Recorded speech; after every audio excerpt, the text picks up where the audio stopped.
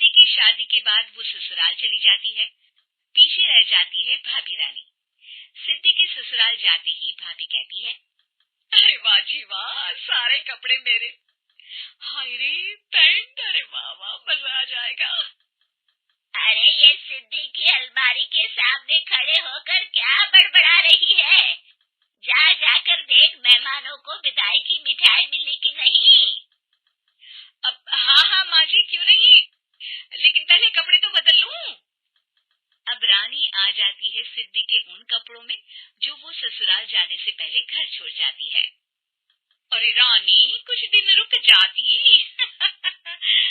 अरे ये तो सिद्धि बिटिया को मैंने ही दिया था, बड़ा ही फबता था उस पर, तुझ पर तो कुछ खास नहीं लग रहा। अब वो ना, मेरे सारे कपड़े गीले थे तो सोचा पहन लूं।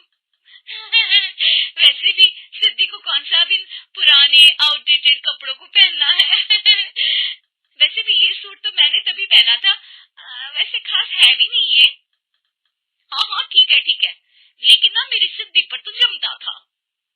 सारे मेहमान चले जाते हैं और सिद्धि ससुराल से मायके पहली बार आती है। अपना घर, अपना कमरा, अपनी अलमारी।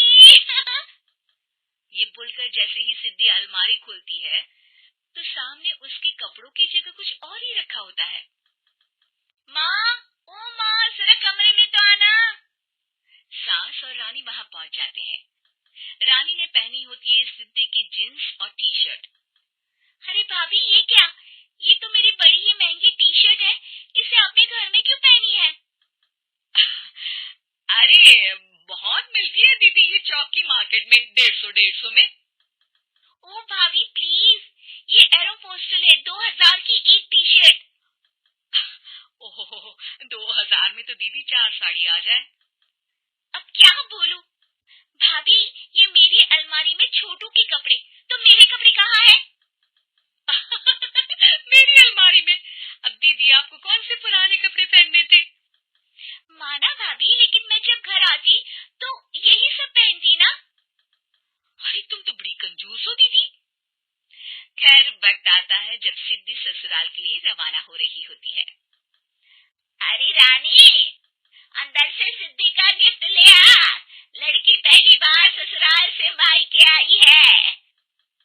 रानी अंदर जाती है और एक सिंपल सी साड़ी लेकर बाहर आ जाती है। ये लीजिए माँ जी। सास बेटी को गिफ्ट देकर ससुराल भेजती है। अगले दिन रानी एक सुंदर सी साड़ी पहनकर सामने आती है। अरे रानी, ये तो वो साड़ी है जो मैंने सिद्धि को देने के लिए दी थी जब वो ससुराल ले जाती, लेकिन ये तूने कैसे पहन ली? अरे माँ जी, ये साड़ी तो मुझे बहुत पहले से ही पसंद थी, लेकिन चिंता ना करिए, मैंने सिद्धि के लिए भी अच्छी सी साड़ी दी है। हाँ। तभी सिद्धि का फोन आता है।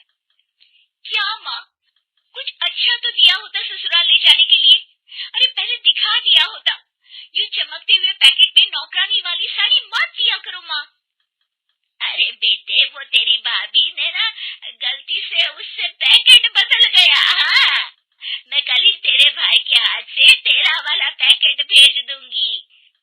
अरे रहने दो माँ, आई एम श्योर भाभी ने अभी वही साड़ी पहनी होगी जो तुमने मेरे लिए रखी थी, तुम तो समझ नहीं पाई उनको। खैर छोड़ो, मैं ज्यादा बोलती अच्छी नहीं लगती, रहने दो, आपको उन्हीं के साथ रहना है, फिर बात करेंगे। सास को रानी पर गुस्सा आ जाता है। वो उसके कमरे में जाती है जहाँ वो शादी का एल्बम देख रही होती है। रानी, मार्केट जाकर एक ऐसी ही साड़ी लेकर आ, कल प्रतीक जाकर सिद्धि के घर दे आएगा। अरे क्यों माँ जी, कितनी साड़ी देनी है दीदी को, यहाँ कोई सेल लगी है क्या?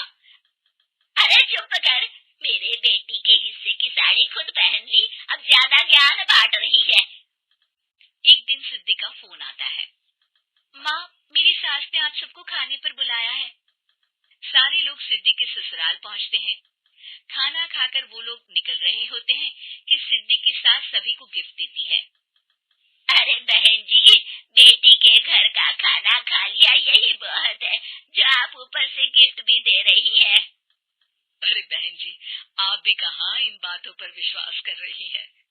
सास सभी को गिफ्ट देती है, लेकिन रानी को जो साड़ी देती है वो अजीब सी हरे रंग की, लाल रंग के बड़ी छाप वाली होती है। अरे छी छी, ये कौन पहनेगा? सासू माँ को तो जरी वाली इतनी सुंदर, और मेरे लिए ये नौकरानी वाली। अरे भाभी, दरअसल मैं जब भी घर आती थी, आप वापसी में ऐसी ही साड़ी देती थी ना, तो माँ ने सोचा कि आपको आपकी पसंद की ही साड़ी क्यों ना दी जाए। बेचारी रानी, बोलती भी तो क्या। सिद्धि और सास रानी का चेहरा देखकर हंसने लगती है, तो रानी समझ जाती है कि अपने ही बिछाए जाल में वो फंस चुकी है।